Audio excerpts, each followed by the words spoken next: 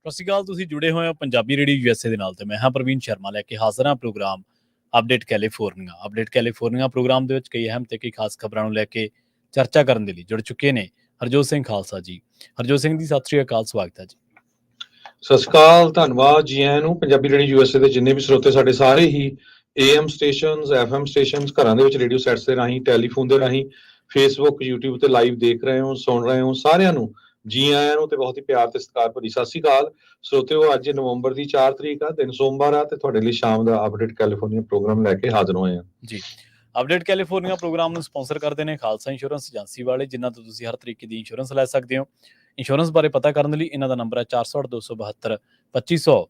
ਇਹ 1992 ਤੋਂ ਲਗਾਤਾਰ ਇੰਸ਼ੋਰੈਂਸ ਬਿਜ਼ਨਸ ਦੇ ਵਿੱਚ ਸ਼ਾਨਦਾਰ ਸੇਵਾਵਾਂ ਦੇ ਰਹੇ ਨੇ ਤੇ ਅਮਰੀਕਾ ਭਰ ਦੇ ਵਿੱਚ ਇੰਸ਼ੋਰੈਂਸ ਕਰਦੇ ਨੇ। ਓਬਾਮਾ ਕੇਅਰ, ਮੈਡੀਕੇਅਰ ਜਾਂ ਫਿਰ ਕਵਰਡ ਕੈਲੀਫੋਰਨੀਆ ਬਾਬਤ ਪਾਲਿਸੀ ਕਰਵਾਉਣ ਦੇ ਲਈ, ਸਲਾਹ ਲੈਣ ਦੇ ਲਈ ਅੱਜ ਹੀ ਕਾਲ ਕਰੋ 408-272-2500 ਤੇ। ਟਰਕੀਅਨ ਇਮੀਗ੍ਰੇਸ਼ਨ ਲਾ ਫਰਮ ਵਾਲੇ ਜੇ ਟਰਕੀਅਨ, ਟੌਨੀ ਟਰਕੀਅਨ ਦੇ ਨਾਲ ਤੁਸੀਂ US ਇਮੀਗ੍ਰੇਸ਼ਨ ਬਾਬਤ ਕੋਈ ਵੀ ਸਲਾਹ ਕਰਨੀ ਹੈ ਤੇ ਇਹਨਾਂ ਦਾ ਨੰਬਰ ਹੈ 415-909-0503। Gurbachan Singh Nagra Sacramento, Sarabjit Singh Kulwinder Singh, Surjit Singh Chahal Yuba City, Gurdev Singh Sohal Antelope, Sarabjit Singh ਤੇ ਪਰਿਵਾਰ ਐਲਗਰੋਵ, ਕਮਲਜੀਤ ਸਿੰਘ ਮੱਖਣ ਦੌਲਤਪੁਰੀਆ ਮੈਂਟਿਕਾ, ਵਿਸਲਾ ਪਰਿਵਾਰ ਫ੍ਰੈਜ਼ਨੋ ਤੇ ਕੁਲਦੀਪ ਸਿੰਘ ਸੰਘਾ, ਧਰਮ ਸਿੰਘ ਸੰਘਾ ਬੇਕਰਸਫੀਲਡ ਤੋਂ। ਇਹਨਾਂ ਸਾਰੇ ਹੀ ਸਪਾਂਸਰਸ ਦਾ ਬਹੁਤ ਬਹੁਤ ਧੰਨਵਾਦ। ਤੇ ਜੇਕਰ ਤੁਸੀਂ ਵੀ ਪੰਜਾਬੀ ਰੇਡੀਓ USA ਦੇ ਇਹਨਾਂ ਪ੍ਰੋਗਰਾਮਾਂ ਨੂੰ ਸਪਾਂਸਰ ਕਰਨਾ ਚਾਹੁੰਦੇ ਹੋ ਤਾਂ ਸਟੂਡੀਓ ਦਾ ਨੰਬਰ ਹੈ 408-272-5200 ਜੀ। ਅੱਜ ਦੀਆਂ ਖਬਰਾਂ ਵੱਲ ਚੱਲੀਏ ਤੇ ਅਮਰੀਕਾ ਦੇ ਵਿੱਚ ਕੱਲ ਨੂੰ ਜਿਹੜਾ ਆ ਇਲੈਕਸ਼ਨ ਦਾ ਜਿਹੜਾ ਲਾਸਟ ਦਿਨ ਹੈਗਾ ਆ ਵੋਟਾਂ ਪਾਉਣ ਦਾ। ਜੋ ਵੀ ਨਵੇਂ ਜੋ ਰੁਝਾਨ ਆ ਰਹੇ ਹੈਗੇ ਆ, ਜੋ ਪੋਲੀਟੀਕਲ ਐਨਾਲਿਸਿਸ ਹੋ ਰਿਹਾ ਹੈਗਾ, ਉਹਦੇ ਹਿਸਾਬ ਦੇ ਨਾਲ ਕਹਿੰਦੇ ਪਈ ਵਾਈਸ ਪ੍ਰੈਜ਼ੀਡੈਂਟ ਕਮਲਾ ਹੈਰਿਸ ਤੇ ਸਾਬਕਾ ਰਾਸ਼ਟਰਪਤੀ ਡੋਨਾਲਡ ਟਰੰਪ, ਉਹਨਾਂ ਦੀ ਰੇਸ ਜਿਹੜੀ ਆ ਇਹ ਨੈਕ ਟੂ ਨੈਕ ਹੈਗੀ ਆ।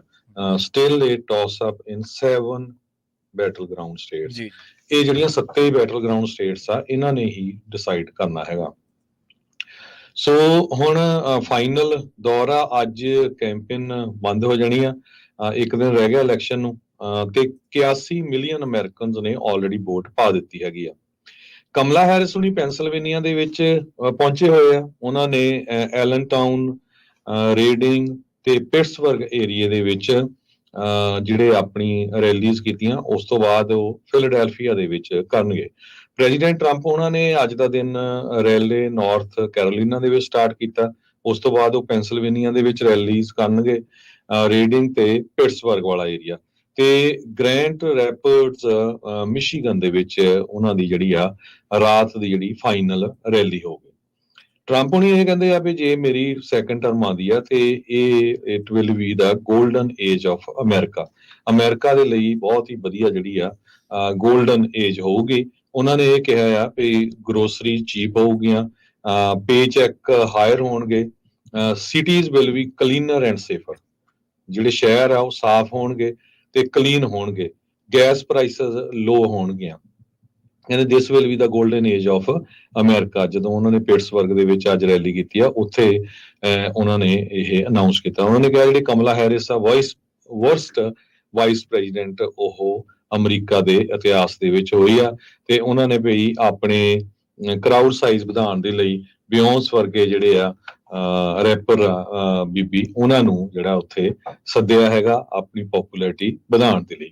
ਬਹੁਤ ਸਾਰੇ ਜਿਹੜੇ ਸਟੇਟ ਦੇ ਇਲੈਕਸ਼ਨ ਆਫੀਸ਼ੀਅਲਸ ਆ ਉਹ ਕਹਿ ਰਹੇ ਆ ਵੀ ਕੁਝ ਆਪਰੇਸ਼ਨਲ ਇਸ਼ੂਜ਼ ਆ ਸਕਦੇ ਹੈਗੇ ਆ ਵੋਟਾਂ ਕਾਊਂਟ ਕਰਨ ਦੇ ਲਈ।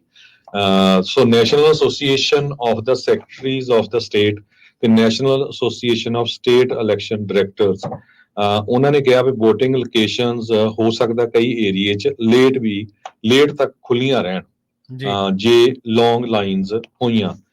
ਕਈ ਜਗ੍ਹਾ ਦੇ ਉੱਤੇ ਵੀ ਪਾਵਰ ਜਾ ਸਕਦੀ ਹੈਗੀ ਆ। ਟਰੰਪ ਉਹਨਾਂ ਨੇ ਜਿਸ ਤਰ੍ਹਾਂ ਮੈਂ ਦੱਸਿਆ ਹੀ ਆ ਵੀ ਪਿਟਸਬਰਗ ਦੇ ਵਿੱਚ ਫਾਈਨਲ ਜਿਹੜਾ ਆਪਣਾ ਭਾਸ਼ਣ ਦੇਣਾ ਆ। ਜਾਰਜੀਆ ਪੋਲ ਵਰਕਰ ਨੂੰ ਅਰੈਸਟ ਕੀਤਾ ਗਿਆ, ਉਸਨੇ ਬੰਬ ਥ੍ਰੈਟ ਕੀਤੀ ਸੀ ਇਲੈਕਸ਼ਨ ਆਫੀਸ਼ੀਅਲਸ ਨੂੰ। ਸੋ ਵਿਚਲੇ ਕਈ ਵਾਰੀ ਬੰਦੇ ਇਦਾਂ ਦੇ ਸ਼ਰਾਰਤੀ ਨਿਕਲ ਆਉਂਦੇ ਹੈਗੇ ਆ। ਟਰੰਪ ਉਹਨਾਂ ਨੇ ਇਮੀਗ੍ਰੇਸ਼ਨ ਦੇ ਮਾਮਲੇ ਦੇ ਵਿੱਚ ਵੀ ਲਾਸਟ ਜਿਹੜੀ ਆ ਅਪੀਲ ਕੀਤੀ ਆ। ਉਹ ਕਹਿੰਦੇ we will launch the largest deportation programme criminals in the American history.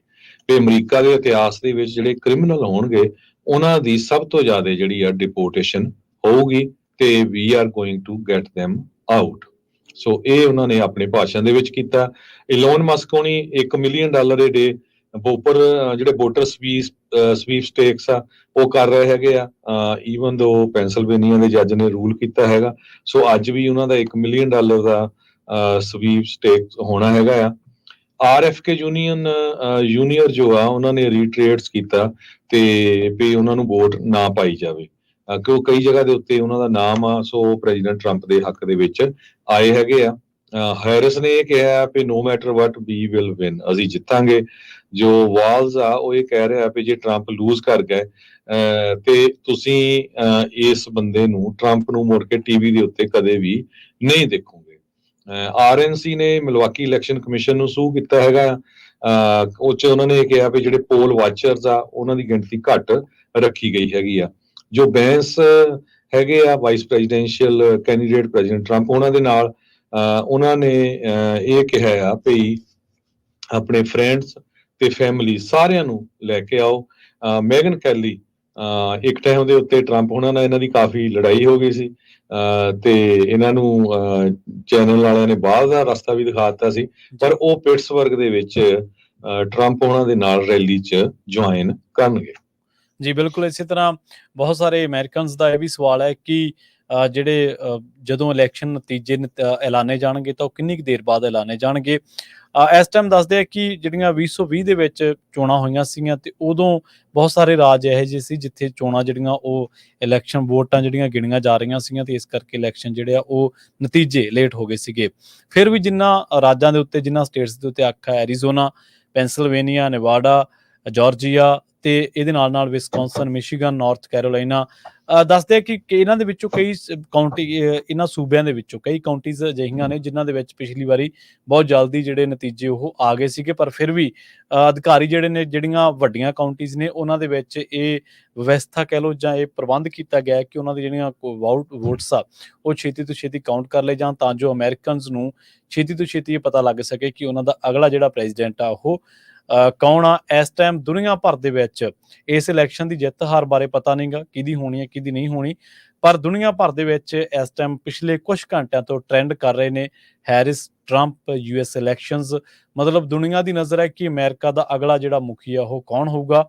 ਤੇ ਤੁਹਾਨੂੰ ਯਾਦ ਹੋਣਾ ਜਦੋਂ ਵੀ ਅਮਰੀਕਾ ਦੇ ਨਤੀਜੇ ਨਿਕਲਦੇ ਨੇ ਤਾਂ ਬਹੁਤ ਸਾਰੇ ਦੇਸ਼ਾਂ ਦੇ ਵਿੱਚ ਜਿੱਥੇ ਵੀ ਉਹਨਾਂ ਨੂੰ ਲੱਗਦਾ ਕਿ ਸਾਡੇ ਹੱਕ ਦਾ ਕੋਈ ਕੈਂਡੀਡੇਟ ਜਿੱਤਿਆ ਤਾਂ ਉੱਥੇ ਜਸ਼ਨ ਜਿਹੜੇ ਨੇ ਉਹ ਮਨਾਏ ਜਾਂਦੇ ਨੇ।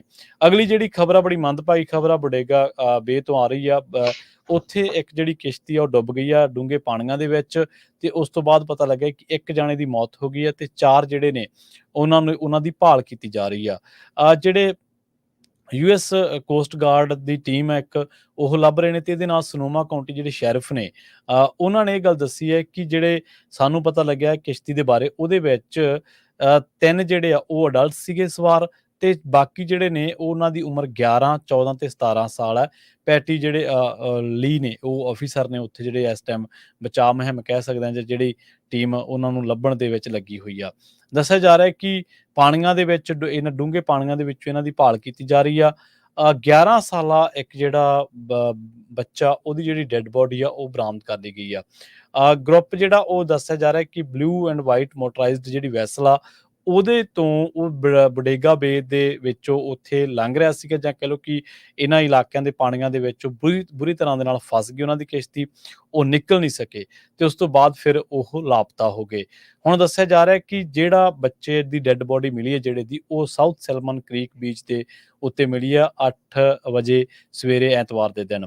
ਤੇ ਉਸ ਤੋਂ ਬਾਅਦ ਜਿਹੜੀਆਂ ਦੂਜੇ ਲੋਕ ਨੇ ਜਿਹੜੇ ਲਾਪਤਾ ਨੇ ਉਹਨਾਂ ਦੇ ਬਾਰੇ ਦੱਸਣਾ ਬਹੁਤ ਔਖਾ ਹੈ ਕਿ ਉਹ ਉਹਨਾਂ ਦੀ ਹਾਲਤ ਕੀ ਹੈ ਜਾਂ ਉਹਨਾਂ ਨੂੰ ਭਾਲਿਆ ਜਾ ਰਿਹਾ। ਇਹ ਜਿਹੜਾ ਬੋਡੇਗਾ ਬੇ ਆ 70 ਮੀਲਜ਼ ਨਾਰਥ ਦੇ ਵਿੱਚ ਪੈਂਦਾ ਸੈਨ ਫਰਾਂਸਿਸਕੋ ਦੇ, ਤੇ ਜਿਹੜਾ ਦੱਸਿਆ ਜਾ ਰਿਹਾ ਕਿ ਇੱਥੇ ਸੈਲਾਨੀਆਂ ਦਾ ਜਾਂ ਇੱਥੋਂ ਦੇ ਜਿਹੜੇ ਫਿਸ਼ਿੰਗ ਕਰਨ ਵਾਲੇ ਲੋਕ ਆ ਉੱਥੇ ਕਾਫੀ ਵੱਡਾ ਇਹਨਾਂ ਦਾ ਇਕੱਠ ਜਿਹੜਾ ਉਹ ਹਮੇਸ਼ਾ ਇਸ ਥਾਂ ਦੇ ਉੱਤੇ, ਇਸ ਬੇ ਦੇ ਉੱਤੇ, ਇਸ ਇਲਾਕੇ ਦੇ ਉੱਤੇ ਬਣਿਆ ਰਹਿੰਦਾ। ਜੀ ਆਪਾਂ ਇਲੈਕਸ਼ਨ ਦੀ ਗੱਲ ਕਰਦੇ ਸੀ। ਇਲੈਕਸ਼ਨ ਦੇ ਵਿੱਚ ਇੱਕ ਪ੍ਰੋਪੋਜੀਸ਼ਨ 36 ਜੋ ਕੈਲੀਫੋਰਨੀਆ ਦੇ ਵਿੱਚ ਹੈਗੀ ਆ ਤਾਂ ਕਿ ਜਿਹੜੇ ਕ੍ਰਿਮੀਨਲ ਲੋਕ ਆ ਉਹਨਾਂ ਦੀਆਂ ਸਜ਼ਾਵਾਂ ਵਧਾਈਆਂ ਜਾ ਸਕਣ।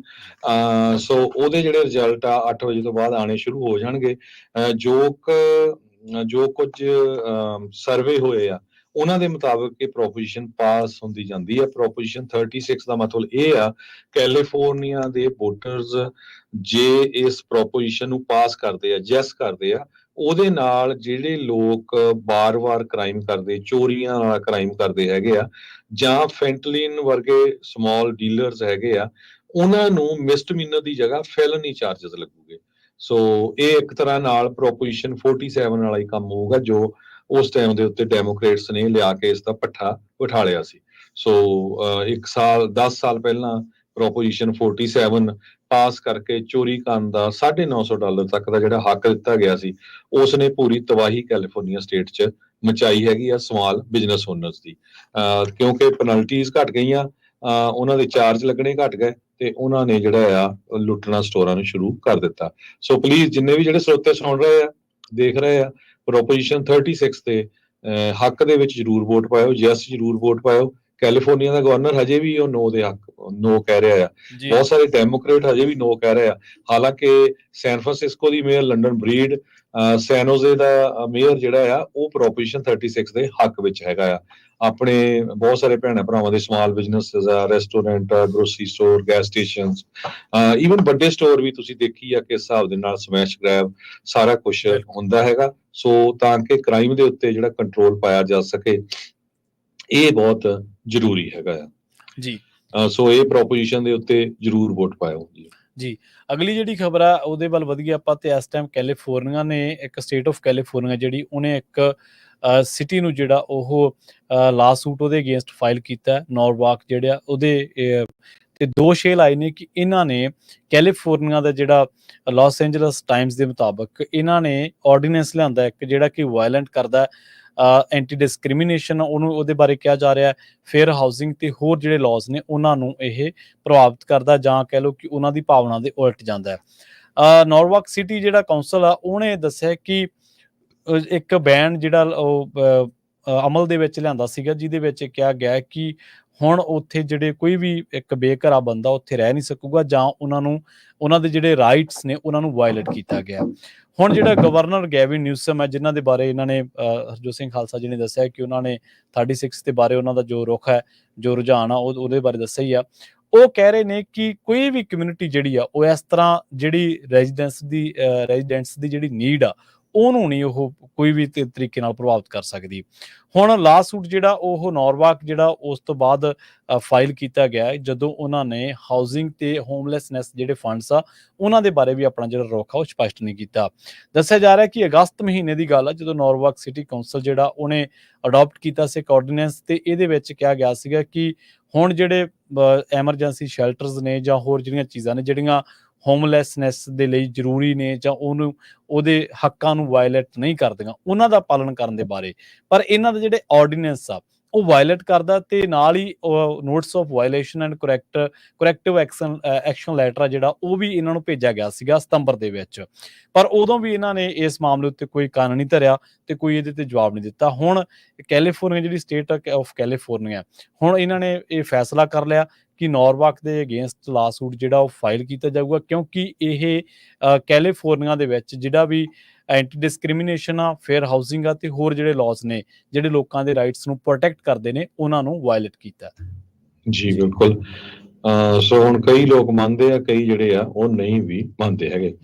ਅਗਲੀ ਖਬਰ ਵੱਲ ਚੱਲੀਏ। ਕੈਲੀਫੋਰਨੀਆ ਦੇ ਵਿੱਚ ਰੈੱਡ ਅਲਰਟ ਜਾਰੀ ਕੀਤਾ ਗਿਆ, ਰੈੱਡ ਫਲੈਗ ਵਾਰਨਿੰਗ ਜਾਰੀ ਕੀਤੀ ਗਈ ਹੈਗੀ ਆ, ਖਾਸ ਕਰਕੇ ਸਦਰਨ ਕੈਲੀਫੋਰਨੀਆ 'ਚ, ਕਿਉਂਕਿ ਹਵਾਵਾਂ ਬਹੁਤ ਤੇਜ਼ ਚੱਲ ਰਹੀਆਂ, 80 ਮੀਲ ਪਰ ਆਵਰ ਦੇ ਹਿਸਾਬ ਦੇ ਨਾਲ ਕਈ ਏਰੀਏ ਦੇ ਵਿੱਚ ਗਰਮੀ ਆ, ਤੇ ਇਹ ਪੂਰਾ ਵੀਕ ਅੱਗ ਲੱਗਣ ਦੇ ਬਹੁਤ ਜ਼ਿਆਦਾ ਜਿਹੜੇ ਚਾਂਸ ਹੈਗੇ ਆ, ਜਿਹੜੀਆਂ ਬਹੁਤ ਤੇਜ਼ ਹਵਾਵਾਂ ਦੇ ਕਰਕੇ।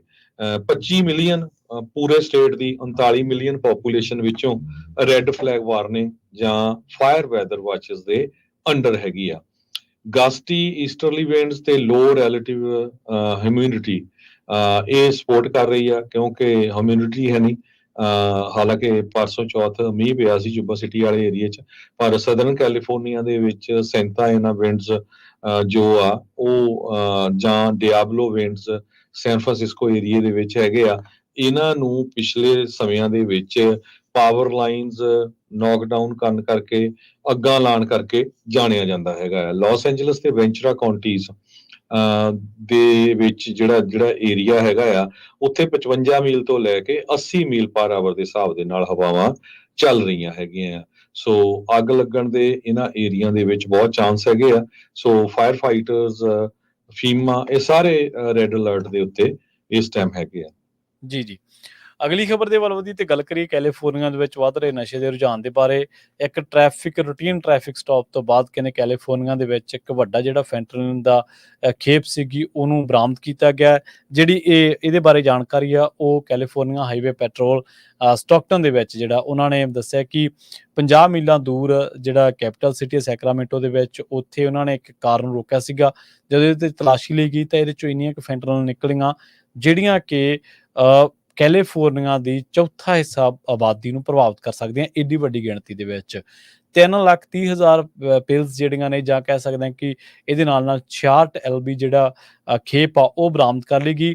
ਤੇ ਇੱਕ ਡਰਾਈਵਰ ਜਿਹੜਾ ਕਿ ਇਸ ਕਾਰ ਨੂੰ ਚਲਾ ਰਿਹਾ ਸੀ, ਉਹਦੇ ਬਾਰੇ ਕਿਹਾ ਜਾ ਰਿਹਾ ਕਿ ਵਾਸ਼ਿੰਗਟਨ ਦਾ ਰਹਿਣ ਵਾਲਾ, ਉਹਨੂੰ ਅਰੈਸਟ ਕਰ ਲਿਆ ਗਿਆ ਤੇ ਯੋਲੋ ਕਾਉਂਟੀ ਜੇਲ੍ਹ ਦੇ ਵਿੱਚ ਉਹਨੂੰ ਭੇਜ ਦਿੱਤਾ ਗਿਆ। ਦੱਸਿਆ ਜਾ ਰਿਹਾ ਕਿ ਇਹ ਜਿਹੜਾ ਗੈਂਗ ਆ ਕੈਲੀਫੋਰਨੀਆ ਦੇ ਹਾਈਵੇ ਪੈਟਰੋਲ ਦੇ ਦੱਸਣ ਦੇ ਮੁਤਾਬਕ ਉਹਨਾਂ ਨੇ ਅਕਤੂਬਰ ਮਹੀਨੇ ਦੇ ਵਿੱਚ ਵੀ 1.7 ਮਿਲੀਅਨ ਜਿਹੜੀ ਡਾਲਰ ਦੀ ਜਿਹੜੀ ਫੈਂਟਨਲ ਨਾ ਉਹ ਬਰਾਮਦ ਕੀਤੀ ਸੀਗੀ। ਇਸ ਤੋਂ ਇਲਾਵਾ ਦੱਸਿਆ ਜਾ ਰਿਹਾ ਕਿ ਕੈਲੀਫੋਰਨੀਆ ਦੇ ਵਿੱਚ ਸੈਂਟਰਲ ਵੈਲੀ ਦੇ ਵਿੱਚ ਕਈ ਰੂਟ ਅਜਿਹੇ ਨੇ ਜਿਨ੍ਹਾਂ ਤੋਂ ਲੰਘਾ ਕੇ ਦੂਜੇ ਰਾਜਾਂ ਨੂੰ ਵੀ ਜਿਹੜੀ ਫੈਂਟਨਲ ਨਾ ਉਹ ਲੰਘਦੀ ਆ। ਪਰ ਇਹਨਾਂ ਕੈਲੀਫੋਰਨੀਆ ਹਾਈਵੇ ਪੈਟਰੋਲ ਦੇ ਅਧਿਕਾਰੀਆਂ ਦੇ ਦੱਸਣ ਦੇ ਮੁਤਾਬਕ ਲੰਘੇ ਦਿਨਾਂ ਦੇ ਵਿੱਚ ਕੈਲੀਫੋਰਨੀਆ ਦੇ ਵਿੱਚ ਇੰਨੀ ਕੁ ਫੈਂਟਨਲ ਜਿਹੜੀ ਉਹ ਬਰਾਮਦ ਕੀਤੀ ਗਈ ਹੈ ਜਾਂ ਫੜੀ ਗਈ ਆ, ਜਿਹੜੀ ਕਿ ਇਹਦੀ ਕੁੱਲ ਆਬਾਦੀ ਦੇ ਚੌਥੇ ਹਿੱਸੇ ਨੂੰ ਕਿਲ ਕਰ ਸਕਦੀ ਹੈ। ਮਤਲਬ ਇੰਨਾ ਨਸ਼ਾ ਇਹਨਾਂ ਥਾਵਾਂ ਦੇ ਵਿੱਚੋਂ ਲੰਘ ਰਿਹਾ ਸੀਗਾ। ਜੀ, ਤੇ ਆਪਾਂ ਸਟਾਕ ਮਾਰਕੀਟ ਦੀ ਵੀ ਗੱਲ ਕਰਨੀ ਆ ਤੇ ਤੁਸੀਂ ਕਰੰਸੀ ਦੀ ਗੱਲ ਕਰ ਲਿਓ। ਜੇ ਸਟਾਕ ਮਾਰਕੀਟ ਦੀ ਗੱਲ ਕਰਦੇ ਜਾਈਏ, ਜਿਮ ਕ੍ਰੈਮਰ ਜੋ ਆ ਉਹਨਾਂ ਨੇ ਅੱਜ ਇਹ ਕਿਹਾ ਹੈ ਵੀ ਜਿਸ ਹਿਸਾਬ ਦੇ ਨਾਲ ਅੱਜ ਮਾਰਕੀਟ ਰਹੀ ਆ, ਇਹ ਤੋਂ ਲੱਗਦਾ ਹੈ ਵੀ ਕੁਝ ਟ੍ਰੇਡਰਸ ਜਿਹੜੇ ਆ ਉਹ ਐਂਟੀਸਪੇਟ ਕਰ ਰਹੇ ਆ ਵੀ ਕਮਲਾ ਹੈਰਿਸ ਦੀ ਜਿੱਤ ਹੋਊਗੀ।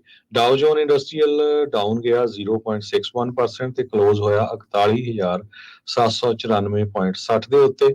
S&P ਇੰਡੈਕਸ ਡਾਊਨ ਗਿਆ 0.28% ਤੇ ਕਲੋਜ਼ ਹੋਇਆ 5712.69 ਦੇ ਉੱਤੇ। ਨੈਸਡੈਕ ਡਾਊਨ ਗਿਆ 0.33%, 0.33% ਤੇ ਕਲੋਜ਼ ਹੋਇਆ 18,179.98 ਦੇ ਉੱਤੇ। ਜੀ, ਇਸੇ ਤਰ੍ਹਾਂ ਜੇਕਰ ਕਰੰਸੀ ਦੀ ਗੱਲ ਕਰੀਏ ਤਾਂ ਅੱਜ ਇੱਕ ਯੂਐਸ ਡਾਲਰ ਦੀ ਕੀਮਤ ਕੈਨੇਡਾ ਦੇ $1 ਤੇ 39 ਸੈਂਟ ਦੇ ਬਰਾਬਰ, ਇੰਡੀਆ ਦੇ 84 ਰੁਪਏ ਤੇ 14 ਪੈਸਿਆਂ ਦੇ ਬਰਾਬਰ ਤੇ ਪਾਕਿਸਤਾਨ ਦੇ 277 ਰੁਪਏ 85 ਪੈਸਿਆਂ ਦੇ ਬਰਾਬਰ ਇੱਕ ਯੂਐਸ ਡਾਲਰ ਦੀ ਕੀਮਤ ਰਹੀ ਹੈ। ਤੇ ਜਾਂਦੇ ਜਾਂਦੇ ਇੱਕ ਵਾਰੀ ਫੇਰ ਦੱਸਦੇ ਜਾਈਏ, ਪੰਜਾਬੀ ਰੇਡੀਓ USA ਨੇ ਲਗਭਗ 70 ਘੰਟੇ ਦੀ ਜਿਹੜੀ ਕਵਰੇਜ ਕੀਤੀ ਸੀ ਯੂਨੀਵਰਸਿਟੀ ਦੇ ਨਗਰ ਕੀਰਤਨ ਦੇ ਸੰਬੰਧ ਦੇ ਵਿੱਚ। ਤੇ ਪਿਛਲੇ 2 ਹਫ਼ਤਿਆਂ ਤੋਂ ਲਗਾਤਾਰ ਤੁਸੀਂ ਜਿਹੜੇ ਵੀ ਪ੍ਰੋਗਰਾਮ ਸੀ ਉਹ ਪੂਰੇ ਪੰਜਾਬੀ ਰੇਡੀਓ USA ਦੀ YouTube ਚੈਨਲ ਦੇ ਉੱਤੇ, ਫੇਸਬੁੱਕ ਦੇ ਉੱਤੇ, ਜਾਂ ਜਿਹੜੇ ਸਾਡੇ ਰੈਗੂਲਰ ਸਟੇਸ਼ਨ ਆ 15 AM ਤੇ FM, ਉਹਨਾਂ ਸਾਰਿਆਂ ਤੇ ਸੁਣਦੇ ਰਹੇ ਹੋ। ਬਹੁਤ ਸਾਰੇ 1300 ਤੋਂ ਵੱਧ ਜਿਹੜੀਆਂ ਪਿਕਚਰਸ ਹੈਗੀਆਂ ਆ ਉਹ ਆਲਰੇਡੀ ਪੰਜਾਬੀ ਰੇਡੀਓ USA ਦੇ ਜਿਹੜਾ ਫੇਸਬੁੱਕ ਹੈਗਾ ਉਹਦੇ ਉੱਤੇ ਅਪਲੋਡ ਕਰ ਦਿੱਤੀਆਂ ਗਈਆਂ। ਸਾਡੇ ਨਾਲ ਬਹੁਤ ਸਾਰੇ ਸਾਡੇ ਜਿਹੜੇ ਸਰੋਤੇ ਆ ਉਹ ਮਿਲਣ ਆਏ ਸੀ, ਉਹਨਾਂ ਸਾਰਿਆਂ ਦੀਆਂ ਪਿਕਚਰਾਂ ਜਿਹੜੀਆਂ ਆ ਅਪਲੋਡ ਕਰ ਦਿੱਤੀਆਂ ਗਈਆਂ। ਤੇ ਤੁਸੀਂ ਜੇ ਕਿਸੇ ਨੇ ਵੀ ਜਿਹੜੀ ਪਿਕਚਰ ਲੈਣੀ ਆ ਤੇ ਉੱਥੋਂ ਤੁਸੀਂ ਅਪਲੋਡ ਕਰ ਸਕਦੇ ਹੋ। ਸਾਰਿਆਂ ਦਾ ਬਹੁਤ ਬਹੁਤ ਧੰਨਵਾਦ। ਬਹੁਤ ਸਾਰੀਆਂ ਸਾਨੂੰ ਕਾਲਸ ਵੀ ਆਈਆਂ ਜਿਨ੍ਹਾਂ ਨੇ ਪ੍ਰੋਗਰਾਮ ਪਸੰਦ ਕੀਤਾ, ਜਿਹੜੇ ਨਹੀਂ ਜਾ ਸਕੇ ਕਈ ਕਾਰਨਾਂ ਕਰਕੇ, ਕਿਸੇ ਦਾ ਕੰਮ ਕੋਈ ਸਿਆਣਾ ਸੀ, ਕਿਸੇ ਕੋਲ ਰਾਈਡ ਨਹੀਂ ਸੀ, ਉਹਨਾਂ ਸਾਰਿਆਂ ਦਾ ਧੰਨਵਾਦ। ਤੇ ਜਿਹੜੇ ਉੱਥੇ ਪਹੁੰਚੇ ਉਹਨਾਂ ਦਾ ਹੋਰ ਵੀ ਬਹੁਤ ਜ਼ਿਆਦਾ ਧੰਨਵਾਦ, ਕਿਉਂਕਿ ਜਿਸ ਹਿਸਾਬ ਦੇ ਨਾਲ ਡਰਾਇਆ ਗਿਆ ਸੀ ਸਿੱਖਾਂ ਨੂੰ ਗੁਰੂ ਘਰਾਂ ਨਾਲੋਂ ਵੀ ਤੋੜ ਦਿਓ, ਉਹਦੇ ਵਿੱਚ ਜਿਹੜੀ ਆ ਜਿਨ੍ਹਾਂ ਲੋਕਾਂ ਦੀ ਉਹ ਮਨਸ਼ਾ ਸੀ ਉਹ ਫੇਲ ਹੋਈ ਹੈਗੀ ਆ। ਸੋ ਸਾਰੇ ਹੀ ਸਰੋਤਿਆਂ ਦਾ ਬਹੁਤ ਬਹੁਤ ਧੰਨਵਾਦ, ਪ੍ਰਬੰਧਕਾਂ ਦਾ ਧੰਨਵਾਦ, ਜਿਹੜੇ ਉੱਥੇ ਸਾਨੂੰ ਮਿਲਣ ਆਏ ਸਾਰਿਆਂ ਦਾ ਧੰਨਵਾਦ। ਸੋ ਪੰਜਾਬੀ ਰੇਡੀਓ USA ਦੇ YouTube ਚੈਨਲ ਤੇ ਫੇਸਬੁੱਕ ਦੇ ਉੱਤੇ ਸਾਰੀ ਕਵਰੇਜ ਜਿਹੜੇ ਕੋਈ ਮਿਸ ਕਰ ਗਿਆ ਆ, ਜਾਂ ਜਿਹੜੇ ਉਸ ਟਾਈਮ ਦੇ ਉੱਤੇ ਲੰਗਰਾਂ ਦੀ ਸੇਵਾ ਕਰ ਰਹੇ ਸੀ, ਉਹਨਾਂ ਦੀਆਂ ਇੰਟਰਵਿਊਜ਼ ਕੀਤੀਆਂ, ਕਿਉਂਕਿ ਉਹ ਤਾਂ ਸਾਰੇ ਸੇਵਾ ਕਰਨ 'ਚ ਲੱਗੇ ਹੋਏ ਸੀ। ਸੋ ਸਾਰੀਆਂ ਉਹ ਵੀਡੀਓਜ਼ ਅਪਲੋਡ ਕਰ ਦਿੱਤੀਆਂ ਗਈਆਂ ਤੇ ਤੁਸੀਂ ਉੱਥੋਂ ਦੇਖ ਸਕਦੇ ਹੋ। ਤੇ ਹੁਣ ਸਾਡੇ ਜਿਹੜੇ ਸਾਰੇ ਪ੍ਰੋਗਰਾਮ ਆ ਉਹ ਰੈਗੂਲਰ ਚੱਲਣਗੇ, ਕਿਉਂਕਿ ਪਿਛਲੇ ਹਫ਼ਤੇ ਕਾਫੀ ਪ੍ਰੋਗਰਾਮ ਸਾਨੂੰ ਕੱਟ ਕਰਨੇ ਪਏ, ਕਿਉਂਕਿ ਜੋ ਗੁਰਦੁਆਰਾ ਸਾਹਿਬ ਤੋਂ 5-5 6-6 ਘੰਟੇ ਲਗਾਤਾਰ ਪ੍ਰੋਗਰਾਮ ਚੱਲਦਾ ਰਿਹਾ। ਸੋ ਹੁਣ ਤੋਂ ਬਾਅਦ ਜਿਹੜਾ ਰਹਿਰਾ ਸਾਹਿਬ ਹੋਊਗੀ, ਫਿਰ ਗੁਰਦੁਆਰਾ ਸਾਹਿਬ, ਤੇ ਫਿਰ ਜਿਹੜੇ ਸਾਡੇ ਰੈਗੂਲਰ ਪ੍ਰੋਗਰਾਮ ਚੱਲਦੇ ਹੈਗੇ ਆ। ਤੇ ਇੱਥੇ ਹੀ ਪ੍ਰਵੀਨ ਜੀ ਆਪਾਂ ਸਰੋਤਿਆਂ ਤੋਂ ਇਜਾਜ਼ਤ ਲੈਂਦੇ ਹਾਂ। ਹਾਂਜੀ, ਮੇਰੇ ਪ੍ਰਵੀਨ ਸ਼ਰਮਾ ਵੱਲੋਂ ਤੇ ਮੇਰੇ ਹਰਜੋਤ ਸਿੰਘ ਵੱਲੋਂ ਸਾਰਿਆਂ ਨੂੰ ਬਹੁਤ ਹੀ ਪਿਆਰ ਤੇ ਸਤਿਕਾਰ ਭਰੀ ਸਤਿ ਸ੍ਰੀ ਅਕਾਲ ਤੇ ਸੁਣਦੇ ਰਹੋ ਪੰਜਾਬੀ ਰੇਡੀਓ ਯੂਐਸ।